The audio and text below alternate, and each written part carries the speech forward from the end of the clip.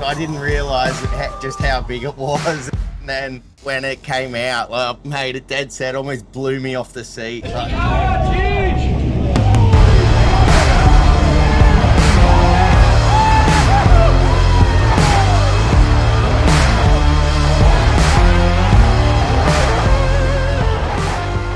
We're about to go out with one of the best sports fishermen in the country, Daniel Kleiny, on the Great Barrier Reef, and we're here to catch some of the biggest marlin in the world. It is truly one of the greatest places on earth for fishing, and it's right here on our doorstep in North Queensland.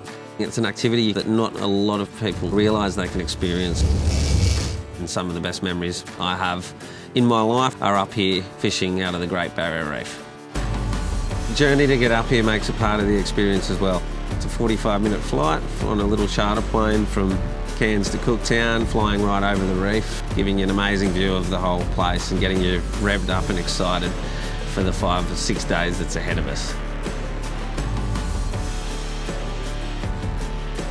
First time out to the reef with the boys. Mate, I'd like to get a big black and then also some reef fish, maybe some coral trout. What am I looking forward to? Something red, other than obviously a big marlin. Well, everyone knows I love my top water stuff, but as long as it's pulling string, I don't really mind. Hopefully we'll find Big Julie out there and love the mackerel. I've brought a couple of bags I'm going to try and sneak home with me. But as long as Kleiny doesn't try and use them all for bait.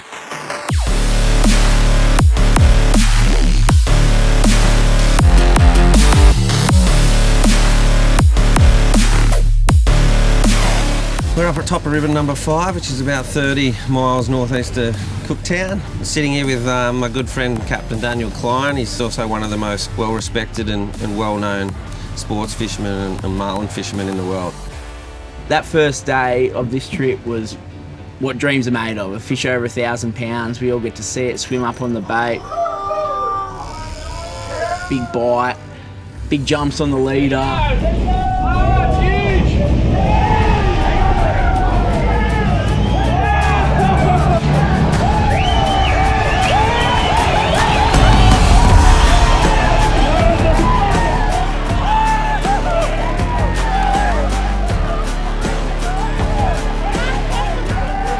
To finish it off with a 700 pounder, and then, you know, a 600 pounder yesterday, and then another 300 pounder. Like, it's just any fish over 400 or 500 pounds is a fish of a lifetime. You fish your whole life to catch that fish off Sydney. To be able to catch 3 of them in one trip is pretty special. You know, that's what I live for. Being able to do a bit of everything, like we anchor inside the reef at night, cook up an amazing meal. It's one of the highlights of the trip is how good the bloody food is on this boat.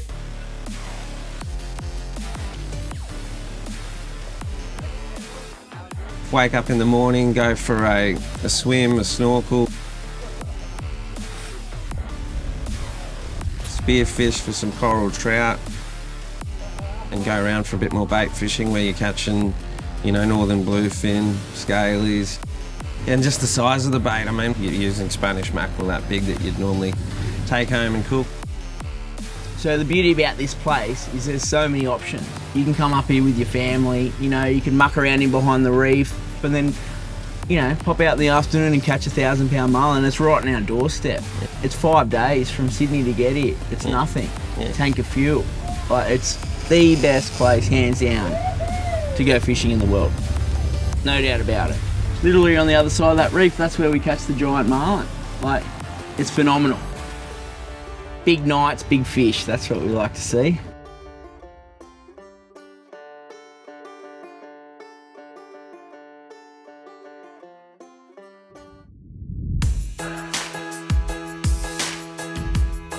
Just got into Cooktown about an hour ago.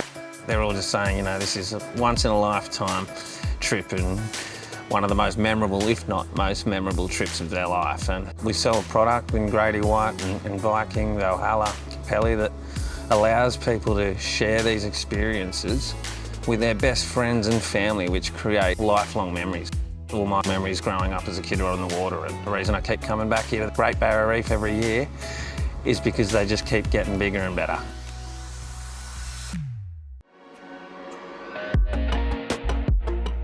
Just here with the boys, heading back into Cooktown after 5 days out on the reef. I think we landed 9 fish out of 15 in the 4.5 days marlin fishing, and Doyle got a nice big coral trout. That's a monster. jigs for some doggies and GTs, and caught a heap of bait fish. And Just the highlight reel of Doyle's entire trip, basically, is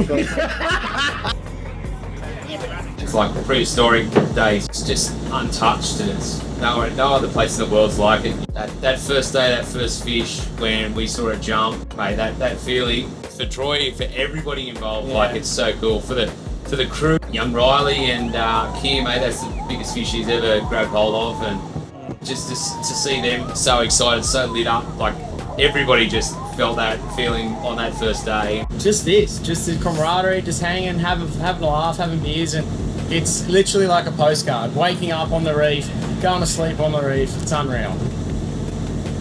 see the guys, the well-oiled machine, Kleiny at the top, and the three boys work the deck.